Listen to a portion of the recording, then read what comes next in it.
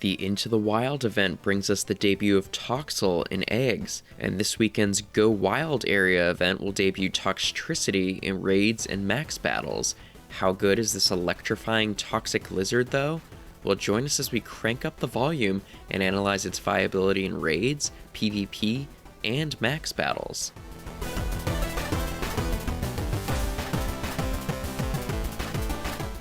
Welcome back everyone. Toxel debuts in eggs with the current Into the Wild event.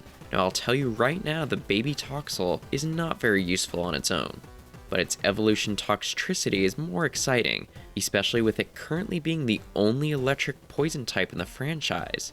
That alone gives it some interesting type utility.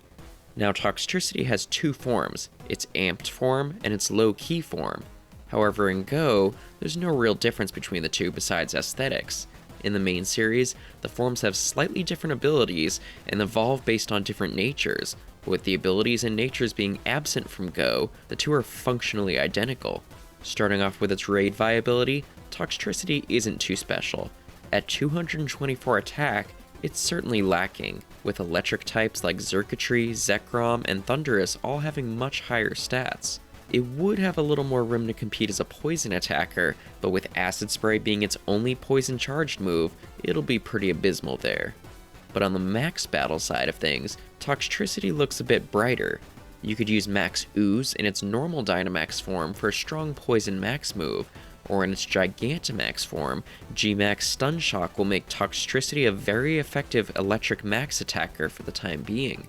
In fact, besides Gigantamax Pikachu, Toxtricity will be the only electric Gmax Pokemon, so it could definitely be useful for future max battles where that type is important.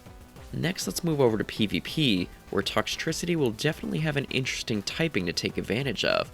Electric and Poison means it can threaten Azumarill really well, and it can uniquely threaten Grass, Fairy, and Water simultaneously.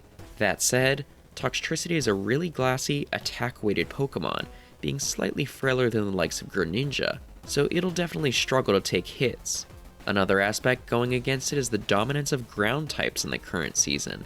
Pokemon like Gastrodon, Golurk, and Clodsire will all hard counter Toxtricity, not to mention other Pokemon like Dunsparce, Alolan Sandslash, and Giratina.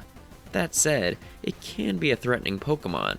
Looking at its performance, it has solid enough win rates in the lower leagues.